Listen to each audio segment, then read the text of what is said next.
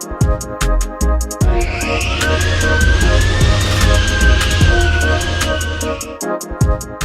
up everyone, Vaughn Gittin Jr. here, and welcome to the RTR Lab.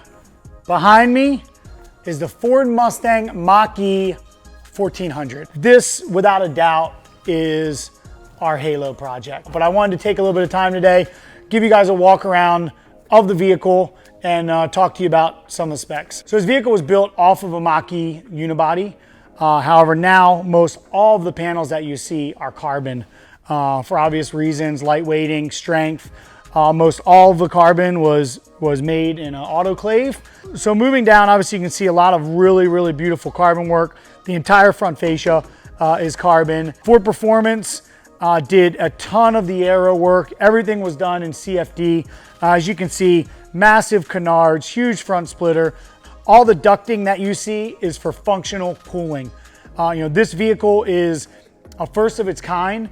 It is extremely high powered. It's got a 56 kilowatt hour battery and puts out about 1,400 horsepower and about 2,000 foot-pounds of torque with 7 motors. It's frankly obnoxious and one of the most unbelievable things I've ever been behind the wheel of.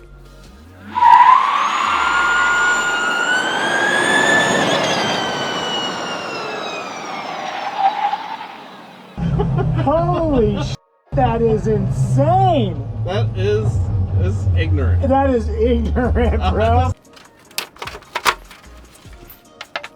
So in the front, we have 3 axial flux style motors. They are directly connected to a Winters quick change differential.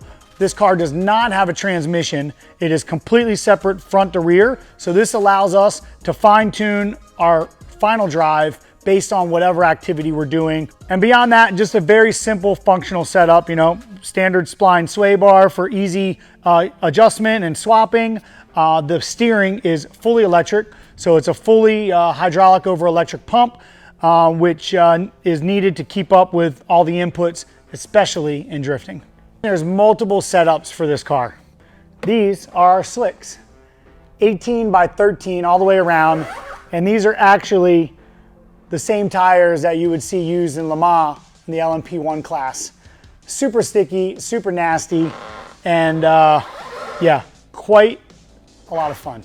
So as far as the setups go, this car was dreamed up to be able to drift, road race, time attack, give ride-alongs and put smiles on faces, all-wheel drive, rear-wheel drive, and or front-wheel drive if you ever needed that. And it's pretty phenomenal how it works. So the rear of the car stays the same.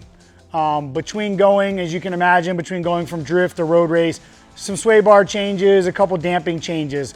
But the front, we actually have a completely separate set of front control arms and steering arms that we basically swap out. When in all-wheel drive, the steering arms only allow so much angle to make sure that we stay within the ranges that the CVs were designed to work in.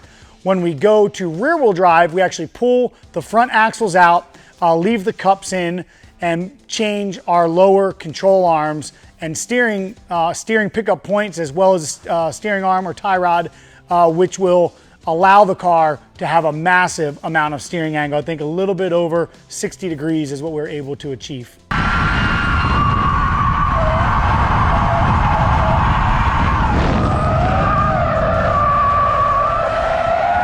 So moving on the interior, the first thing you see when you open the door is more beautiful carbon. So we've got basically carbon overlays of what the production, inspired by the production interior, a full carbon overlay of the production dash.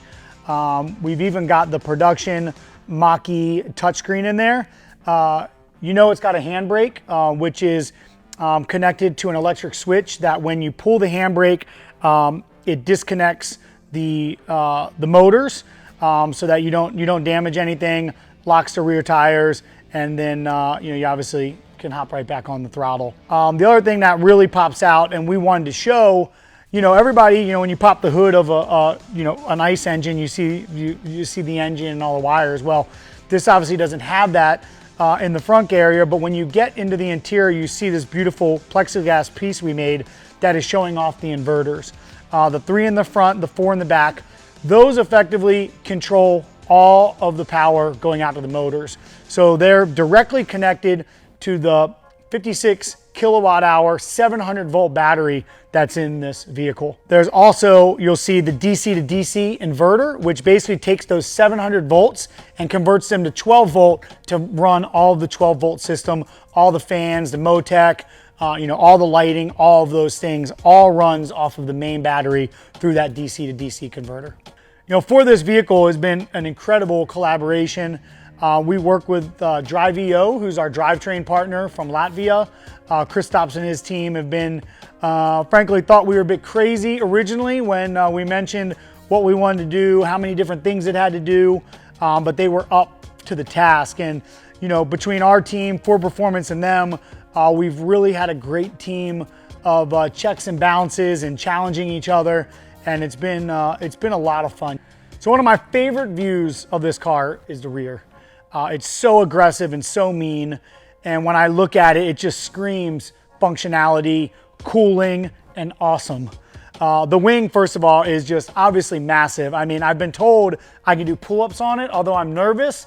However, I do know that it handles 2,600 pounds of downforce. So I have no doubt, but if I break it, I would be sad. The rear diffuser, obviously you see this, it's massive. If you know what you're looking at, you know this is something extremely special. I'm not gonna tell you all the secrets, but just know it's a badass piece. In the rear, behind the rear tires, you can see again, obviously we've widened the car significantly, and that is about all that I have to share with you at this moment. I'm just super pumped to have this car out and revealed, and I cannot wait to travel it all over the world, put smiles on faces with it, create cool content, get people in the passenger seat, and do some really fun things that have never been seen before with an electric vehicle. Keep an eye out. We'll hope to see you out there soon. Whoa! Oh yeah, and in case you're wondering what these donut marks on the floor are, we're gonna show you that right now.